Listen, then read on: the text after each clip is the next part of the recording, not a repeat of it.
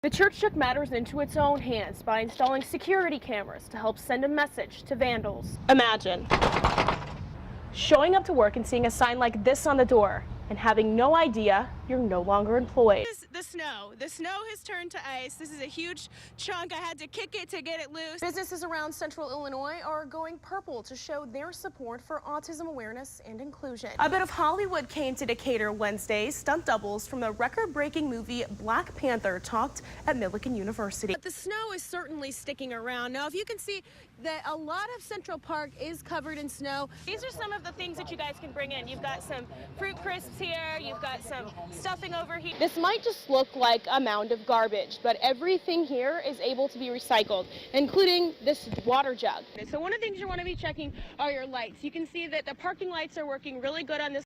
It was one of the deadliest highway crashes in Canadian history. Police say 15 people were killed and 14 were injured. If you're in the market for a Christmas tree this holiday, you might want to buy it soon. There's a shortage of trees nationally for a couple of reasons. And use a bug repellent with DEET. And if you have pets, be sure you check them for ticks every time they visit the woods. That this is a deadly car versus train accident. If you take a look behind me, you can see that the Amtrak train that was involved is still here. A fire destroyed country classic cars in Staunton, Illinois. The Effingham School District has updated its policies after students were invited to an after-hours creationist event. Now, I can't believe I'm about to say this. It's April, and we're talking about snow. You can maybe even hear my feet right now. There's a lot of ice underneath me in this entire parking lot. Fire crews did just get a house fire under control. I'm going to let you take a little bit of a closer look about what's going on. Always important to take care of your furry friends, right? Santa's coming to town, and it's for a good cause. Comptroller Susan Mendoza needs the governor's help to quickly pay down the state's backlog. A car crashed into a gas line in Texas, causing a home to explode on Saturday, and the blast was caught on camera. It is bitterly cold outside, but that has not stopped public works crews from doing what they can to get this water main break under control. I'm going to have you take a look over here, though. You can see there is a lot of ice in this parking lot. Glass, sheet metal, and wood can be seen a half a mile down the road from Anita Seidner's home. In your wildest dreams, I don't think you ever think it'll hit you. You hear about it hitting somebody else, but I don't think that you ever really think it's going to hit you. Tuesday night, storms showed no mercy on Anita's property. All of a sudden, I heard the wind get real strong, and then I heard a thump. And just that quick, I turned the scanner off and came out here. Everything was gone. Well, hundreds of thousands of dollars of damage was done to this combine and the equipment that Anita's family uses to farm. This building was built by her and her husband and now remains in rubble. Sheds alone, you're looking hundreds of thousands of dollars. Grain bins,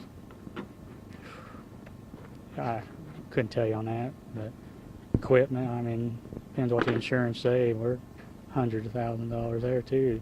Jamie says it's difficult to see his grandmother's property the way it is. I just feel sorry for my grandma because her and my grandpa built all this. While there was a severe amount of damage done to the property, the community of West Township is making sure Anita and her family have everything they need. When one neighbor gets in trouble, all your neighbors are here. That's the good part you need to hear about this country. In Effingham County, Meredith Hackler, WAND News. The smell of smoke still lingers here in Watseka, where at 3 a.m. the Watseka Fire Department was called to this building behind me, where smoke and flames were billowing from the building. It wasn't safe to enter the building to try to attack the fire, so what we did was we set up some aerial apparatus and started to make an attack through the roof area. The Watseka Fire Department had to call for backup. 15 to 18 other agencies helped battle the blaze. You know, we had a lot of help, and especially in the frigid temperatures and everything else involved, we could have never got it completed without all the help that we did receive. But those sub-zero temperatures made fighting the fire that much more difficult. We have a fill site for a water truck. When we fill it with water, by the time they get back to the scene to ready to dump the water, the valves have frozen, so they can't get the water out of it. So we had a little bit of a delay in getting water to the scene in that way. However, the community helped make the firefighters as comfortable as possible. The Casey's, the hospital, our park district, the McDonald's locally, they have been bringing food up to the firefighters, coffee, drinks, you name it, just anything they can do to keep them fed, keep them warm. It's been amazing, the turnout they've got. No firefighters were hurt during the battle, and no one was inside the building when the blaze started. However, fire officials do say the building is a total loss. In Watseka, Meredith Hackler, WAND News. Many of us work out to stay in shape. But what happens when you're hitting the gym and you see someone suffer a heart attack? You train for it, hope you don't have to use it, but if you do, you're trained to do it. A week ago, one man collapsed from cardiac arrest. That's when one patron and DISC staff saved the man's life.